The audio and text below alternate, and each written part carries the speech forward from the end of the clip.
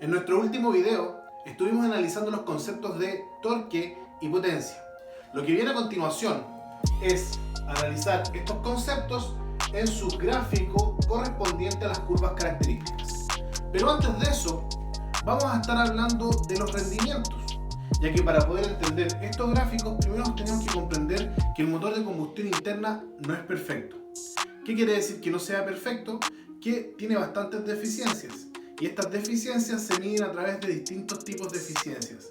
Estas eficiencias van a ser los rendimientos volumétricos, los rendimientos térmicos y los rendimientos mecánicos. El primer rendimiento que vamos a analizar es el rendimiento volumétrico. La mejor forma de comprender cómo funciona el rendimiento volumétrico dentro de un motor de combustión interna es comparándolo con una jeringa.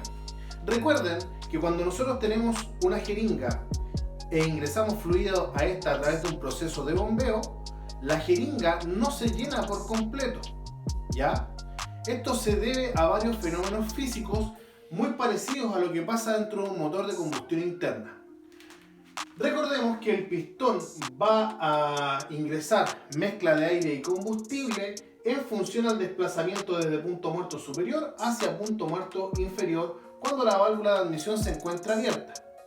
Sin embargo, cuando el pistón se desplaza desde punto muerto superior hacia punto muerto inferior, el ingreso de la mezcla no es capaz de llenar eficientemente el motor, igual como sucede con una jeringa. Son varios los motivos por los cuales el motor de combustión interna no es capaz de ingresar el 100% del volumen de mezcla de aire y combustible. Dentro de ello podemos comprender las pérdidas de carga que se producen en el múltiple de admisión y también un efecto o un fenómeno, mejor dicho, llamado rarefacción. La rarefacción es un fenómeno que le ocurre, ¿no es cierto?, a la columna de aire que va ingresando, que para comprenderlo bien tendríamos que entender que la rarefacción es lo contrario a la compresión. Cuando nosotros hablamos de compresión, si nosotros tenemos una columna de aire que viene ingresando a nuestro motor, al comprimirla, ¿no es cierto?, hay más cantidad de aire por unidad de volumen. La rarefacción es todo lo contrario, ¿verdad? Sería como la expansión del aire. ¿Qué quiere decir eso? Que cuando el pistón viene bajando, ¿verdad?, se produce una depresión en el múltiple de admisión y en el conducto de admisión de la válvula, lo que produce que el aire, entre comillas, se expanda. Ya en realidad lo que ocurre es una rarefacción. ¿Por qué ocurre este fenómeno? Porque por un lado voy a estar succionando, pero por otro lado voy a tener la masa de aire, que tiene un peso, obviamente está afectada por la gravedad, ¿verdad? Y esto va a hacer que se retarde, ¿no es cierto?, por acá, que se vayan quedando las moléculas de aire atrás, ¿no es cierto? Estas moléculas de aire van tratando de ingresar y eso genera, ¿no es cierto?, una pérdida de compresión del aire, teniendo un menor llenado del cilindro. Por otro lado, también vamos a tener la temperatura, la cual va a afectar directamente en la densidad del aire. Eso, obviamente, estudiando el motor desde el punto de vista como un motor atmosférico, porque también vamos a tener, ¿no es cierto?, los motores que van a ser turbo. En el caso de los motores turbo, el rendimiento volumétrico va a ser la mejor de las condiciones que nosotros podamos esperar. Obviamente cada motor, entre un motor aspirado y un motor turboalimentado, van a tener sus ventajas y desventajas. En el caso del motor aspirado, la mejor de las condiciones, comprendiendo que podemos llegar a tener distribución variable, alzada variable, admisión variable y todos estos fenómenos que están hechos justamente para mejorar el rendimiento volumétrico del motor, vamos a tener como máximo un 80% de eficiencia volumétrica, ¿ya? En cambio, en los motores turbos, un motor bien calculado con un turbo bien calculado, vamos a tener un rendimiento volumétrico sobre el 100%. O digamos que vamos a llegar al 100%, pero hay casos donde superamos el 100% del rendimiento volumétrico. ¿Por qué? Porque el aire es compresible. Y al ser compresible el aire, podemos meter más volumen de aire, que el que cae en nuestro cilindro, ¿ya? Y eso obviamente va a afectar en lo que se conoce como la relación de compresión, que la tenemos ahí, y va a afectar al rendimiento térmico. Pero esto es algo que vamos a ver más adelante. Sigamos con el concepto del rendimiento volumétrico. Ahora la pregunta que nos debemos hacer, ¿qué importancia tiene el rendimiento volumétrico en el aumento de potencia de un motor? Bueno, la respuesta es sencilla, mucho. Porque resulta que debemos recordar que la potencia del motor, ¿verdad? Si nos vamos para atrás, recuerdan el video que vimos anteriormente a este, donde hablábamos de torque y potencia, les dejo el enlace por acá, para los que no lo han visto. La potencia era la cantidad de trabajo realizado en un tiempo determinado. Ese trabajo, ¿no es cierto?, era traducido en torque en el cigüeñal y venía del desplazamiento del punto muerto superior del pistón hacia el punto muerto inferior en la carga de trabajo. Sin embargo, el pistón se desplazaba gracias a la presión generada por la combustión, y esta presión venía derivada del poder calorífico, ¿no es cierto?, del calor aportado en el proceso de combustión.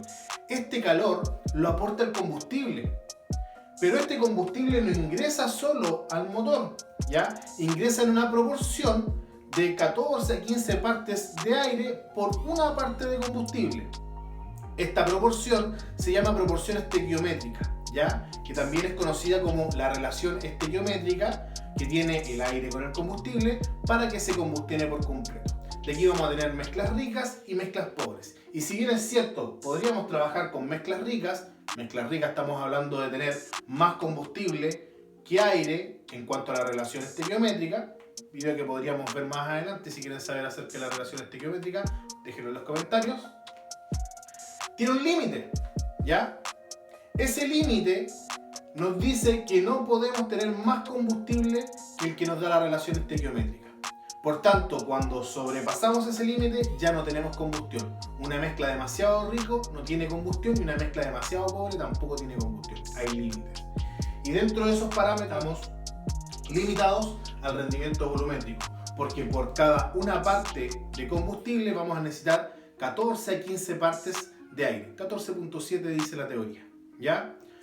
Por tanto, mientras más aire yo pueda ingresar en nuestro motor, más combustible le puedo meter y por tanto mayor poder calorífico voy a estar aportando a la combustión, mayor trabajo voy a estar realizando, más potencia voy a estar obteniendo. ¿Se entiende? ¿Verdad? Perfecto. Ahora, uno dice, pero bueno, eso se soluciona rápidamente con un motor turbo. Sí, es verdad, lo mencionamos anteriormente. El problema es que si solamente atacamos el rendimiento volumétrico, vamos a empezar a meter mucho aire, por lo tanto vamos a meter mucho combustible y nuestro consumo se va a disparar. ¿Cómo podemos solucionar eso? A través del rendimiento térmico. Vamos con eso ahora. Para poder comprender lo que es el rendimiento térmico, debemos irnos adentro de nuestra cámara de combustión. Como habíamos dicho anteriormente, en el rendimiento volumétrico, la combustión va a tener, para que se produzca la combustión, vamos a tener que tener una proporción entre aire y combustible. Pero ahora en el rendimiento térmico nos vamos a enfocar en la proporción de combustible, porque es la que nos va a aportar la energía térmica para el aumento de presión, el aumento de trabajo y el aumento de potencia, ¿ya? Porque está todo relacionado. Fíjense, por cada gramo de combustible, voy a dar un número X, vamos a llevarlo a porcentaje para no mentir, nos va a aportar un 100% de energía. Energía térmica que se va a transformar, ¿no es cierto?, en energía mecánica y en potencia. Ahora, los motores de combustión interna tienen entre un 30 a un 40% de eficiencia térmica. ¿Qué quiere decir eso? Que por cada 100% de energía que nos aporta el gramo de combustible, solamente estamos aprovechando un 30 a un 40%. Visto desde números más fáciles, ¿no es cierto?, que ustedes puedan digerir mejor, piensen en un motor que tiene una eficiencia térmica de un 30%. Y ese motor tiene, por ejemplo, 100 HP, ¿ya? Tiene, por lo tanto, 100 HP de potencia, o 100 puntos de potencia. ¿Qué sucede ahora si aumentamos el rendimiento térmico de 30 a 60? O sea, duplicamos su rendimiento térmico. Lo que va a suceder es que vamos a pasar de tener una potencia de 100 HP a 200 HP. Y ustedes saben, los más entendidos de la materia, lo difícil que es lograr eso. Es muy complicado que un motor pase de tener 100 HP a 200 HP. Rendimiento térmico. Vamos a analizarlo ahora. Si analizamos la ecuación del rendimiento térmico, donde nos dice que μ térmico, o sea, rendimiento térmico, es igual a 1 menos T4 menos T1 dividido de T3 menos T2, entendiendo que esas T corresponden a las distintas temperaturas que vamos a tener dentro del motor, donde T1 va a ser la temperatura con la cual va a ingresar nuestra mezcla de aire y combustible, T2 va a ser la temperatura alcanzada por la compresión de la mezcla de aire y combustible, T3 va a ser la temperatura aportada por el proceso de la combustión del aire y combustible, y T4 va a ser la temperatura remanente, ¿no es cierto?, la temperatura cedida en el escape. Habiendo dicho eso, si analizamos esta ecuación, podemos ver que podríamos mantener ese 100% de dos maneras, o disminuir, ¿no es cierto?, dentro de lo posible, sus pérdidas térmicas. Uno sería disminuyendo el valor de aquí arriba y el otro sería aumentando el valor de acá abajo, o ambas en combinación. ¿Por qué? Porque el 100% del viento térmico está representado por ese número 1. ¿Ya? ¿Qué tenemos abajo? Abajo vamos a tener T3, que es la temperatura de combustión. Esa temperatura no va a variar, ¿no es cierto?, porque va a corresponder al 100% de la energía entregada en el proceso de combustión. Lo que sí podemos tener en consideración es la variación en función de la relación de compresión que vamos a tener, ¿ya? La energía por completo aportada en función de la relación de compresión, ¿ya? Pero en un caso práctico vamos a suponer que se está entregando el 100%. Más adelante nos vamos a dar cuenta que no, cuando analicemos esa ecuación. T2 va a corresponder a la temperatura por la tasa de compresión, ¿ya? La verdad es que para que aumente este número de aquí abajo, lo que tendríamos que hacer es que disminuya por un lado T2. La verdad es que es complicado porque tendríamos que disminuir la tasa de compresión para que disminuya T2, y al disminuir la tasa de compresión, como vamos a ver más adelante, disminuye el rendimiento térmico. Por otro lado, lo que podríamos hacer es aumentar T3. En teoría no se puede porque estamos aportando el 100% de la energía térmica.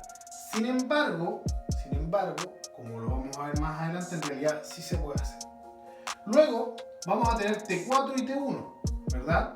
T4 corresponde a la temperatura de escape y T1 corresponde a la temperatura de admisión.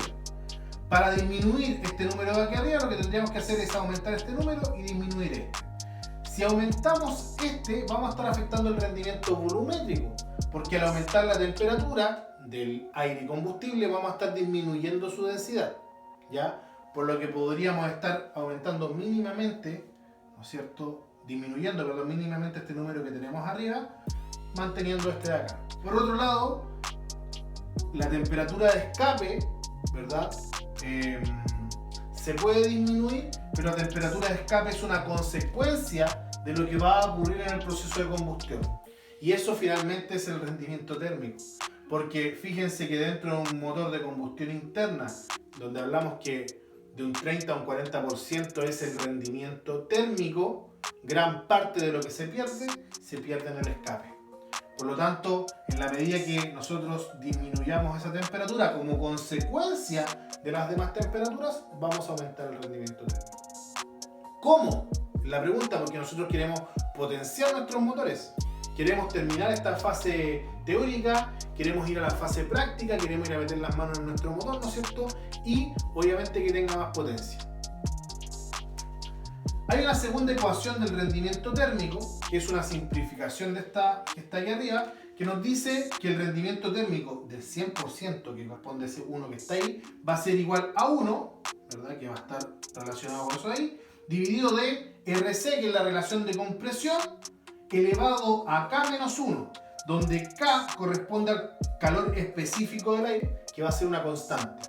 Por lo tanto, al igual como lo explicamos aquí arriba, si queremos aumentar, ¿verdad?, o mejor dicho, detener la disminución de este número, o sea que este número se conserve lo más posible en 100, ya que estamos hablando que tenemos un 30%, un 40%, ahora queremos acercarnos lo más posible a 100, ¿ya? Lo que debemos hacer es aumentar este número de aquí abajo. Y el número que está aquí abajo corresponde a la relación de compresión, la tasa de compresión que hablábamos en T2. ¿Qué es lo que sucede? Cuando nosotros aumentamos la relación de compresión, lo que estamos haciendo es aumentar de cierta manera la temperatura en T2. Pero al aumentar la temperatura en T2, lo que estamos haciendo es que la temperatura de combustión también aumente. Porque en la medida que aumenta la relación de compresión, va a aumentar también la forma en cómo se produce la combustión, ¿ya? Concepto que tiene que ver con la detonación, ¿ya? Y con la deflagración, que vamos a ver en el siguiente video.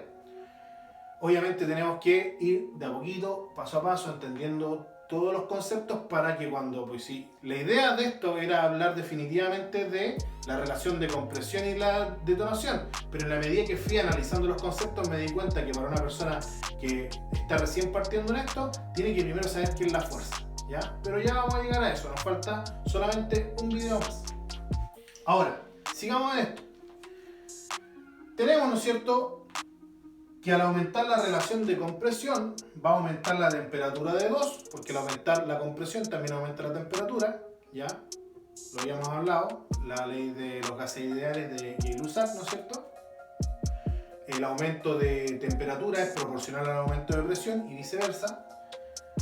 Pero eso también va a hacer que aumente T3, que va a ser la forma en cómo se va a producir la combustión. La va a hacer más violenta. Mientras más aumenta la relación de compresión, la combustión es más violenta y se aporta de manera más inmediata esa temperatura. Y eso produce un aumento de temperatura y presión dentro del motor de combustión interna. Presión que se conoce como presión media efectiva, ¿verdad? Y esa presión media efectiva, fíjense que es la que empuja el pistón de punto muerto superior hacia punto muerto inferior. Trabajo, torque, potencia. Mayor relación de compresión, mayor presión media efectiva, mayor trabajo, mayor torque y mayor potencia. Eso es el rendimiento térmico. Si quieren saber más acerca del rendimiento térmico, les voy a dejar un enlace de un canal que se llama Mecánica Interesante, donde podrán aprender más acerca de esto. Finalmente, lo que nos va quedando antes de entrar de lleno a lo que son las curvas de torque y potencia es el rendimiento mecánico. Sin embargo, el rendimiento mecánico en la actualidad está muy avanzado, ¿ya? Este tiene que ver básicamente con los accesorios que tiene que impulsar el motor, el alternador, que ya tenemos alternadores pilotados, el motor de arranque no es impulsado por el motor de combustión interna, la bomba de agua, la bomba de aceite, principalmente dirección hidráulica, aire acondicionado, ¿ya? Que los aires acondicionados también son pilotados. Y las bombas de agua han sido reemplazadas por bombas de agua eléctrica y las bombas de aceite están siendo reemplazadas por bombas de aceite eléctricas. Por lo tanto, el rendimiento mecánico, ¿no es cierto?, que tiene que ver, por un lado, con estas pérdidas de potencia que les indico por el arrastre, y por el otro lado, tiene que ver con el roce. Y ahí los lubricantes van ganando la batalla. Las tecnologías en los lubricantes hoy día es tan buena que la verdad que la batalla que tenemos que dar es con el rendimiento volumétrico y el rendimiento térmico. De hecho, acá en el rendimiento térmico está el mayor problema. Vamos ahora con lo que son las curvas características de nuestro motor de combustión interna. Lo que tenemos aquí atrás es un gráfico de curvas características de torque y de potencia. Lo primero que vamos a analizar es la curva de torque. Para poder analizar esta curva era necesario primero comprender los conceptos de rendimiento volumétrico y de rendimiento térmico. ¿Por qué? ¿Qué es lo que sucede?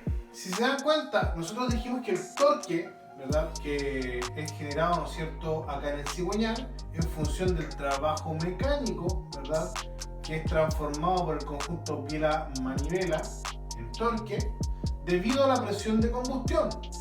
Por lo tanto, lo primero, ¿verdad?, que delimita la cantidad de torque va a ser la fuerza con la cual vamos a estar empujando nuestro pistón. Por lo tanto, lo primero que nos vamos a acordar es del rendimiento térmico. Esa fuerza depende netamente de la energía, ¿no es cierto?, aportada por el combustible y aprovechada en función del rendimiento.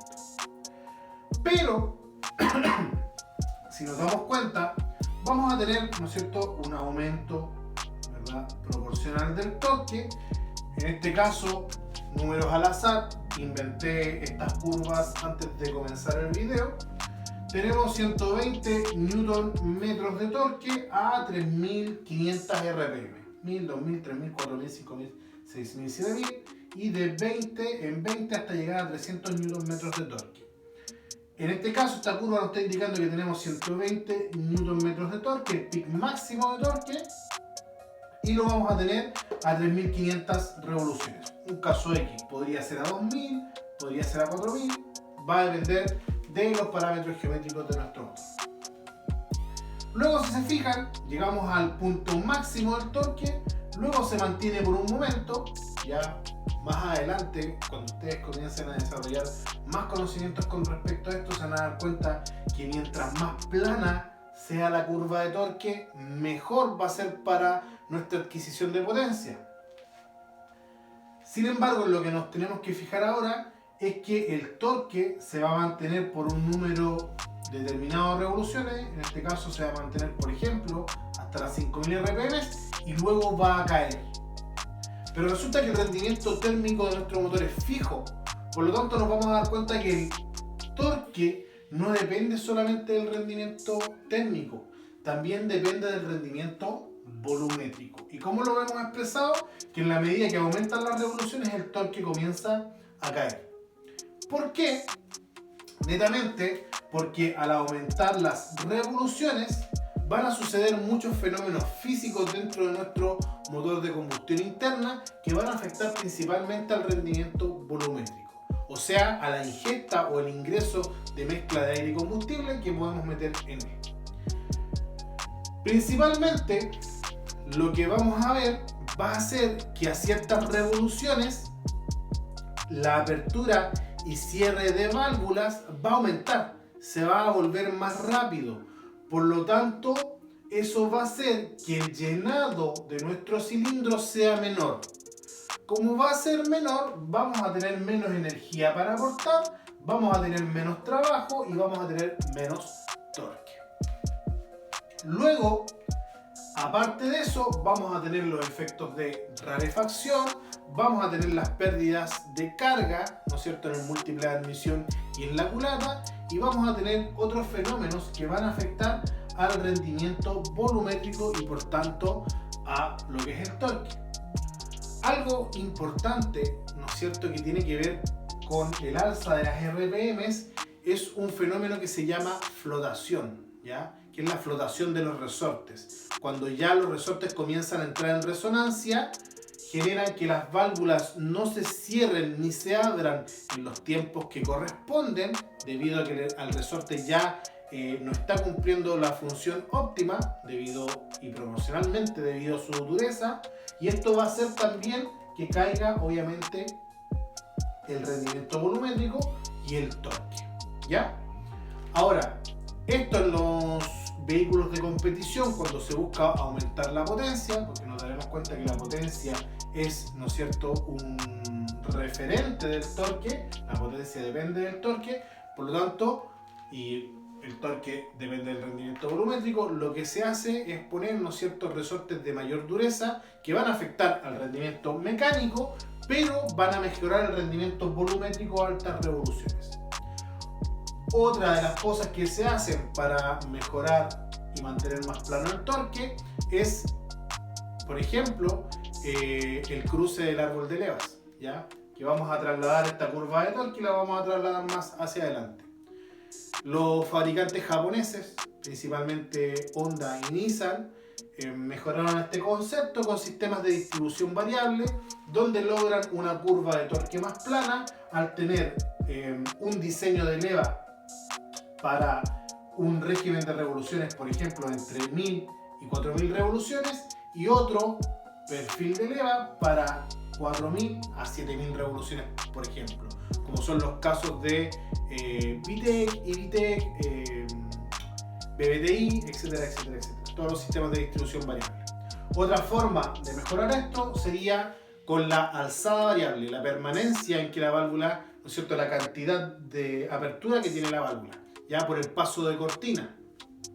Otra forma sería a través de las admisiones variables, ¿ya? Las admisiones variables permiten tener, con respecto a lo que son los efectos de resonancia, si quieren saber lo que son los efectos de resonancia dentro de los múltiples de admisión y de escape, déjenmelo en los comentarios y lo estaremos tratando más adelante.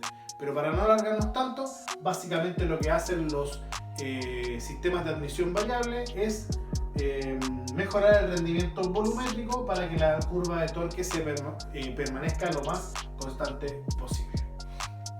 Habiendo dicho eso, ya entendemos que el torque depende de la presión de combustión, ¿no es cierto?, que se transforma en trabajo y en torque, pero a la vez también depende del rendimiento volumétrico. Pero, si nos damos cuenta, la potencia depende del torque y del número de RPMs. La potencia no va a ser más que el torque multiplicado por el número de RPMs. Pero si se fijan, depende de otros conceptos o de otros fenómenos físicos más allá del torque y la RPM. ¿Por qué? Si logran visualizar acá, se van a dar cuenta que en la medida que el torque se mantiene, bueno, primero, en la medida que el torque aumenta, la potencia también lo hace, ya es proporcional. Luego, en la medida que el torque se mantiene, la potencia sigue creciendo. ¿Por qué? Porque siguen aumentando las RPMs. Recuerden que estamos multiplicando. Torque por RPM igual potencia. Por lo tanto, si se mantiene el torque pero aumentamos las RPMs, la potencia sigue creciendo. Sin embargo, llega un momento donde el torque cae y la potencia sigue aumentando. En este rango, si se fijan, entre las 5000 y las 7000 RPMs, a pesar de que el torque comienza a caer, la potencia sigue aumentando. ¿Por qué? Esto se debe a que el aumento de RPMs permite que, a pesar de que el torque caiga, la potencia siga aumentando. Y eso también se debe al rendimiento volumétrico, ¿ya?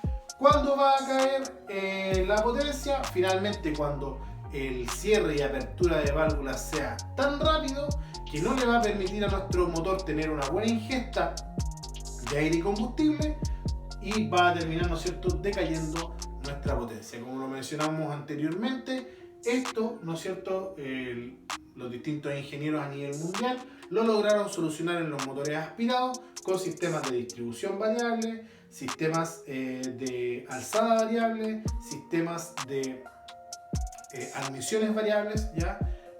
Todo para tener motores eficientes, tener motores más potentes y que sean más competitivos en el mercado. Y obviamente considerando una disminución de emisiones. En los motores turbos es distinto. En los motores turbos, al tener un elevado rendimiento volumétrico, ¿no es cierto?, vamos a tener suficiente aire y por lo tanto nuestra curva de potencia va a aumentar.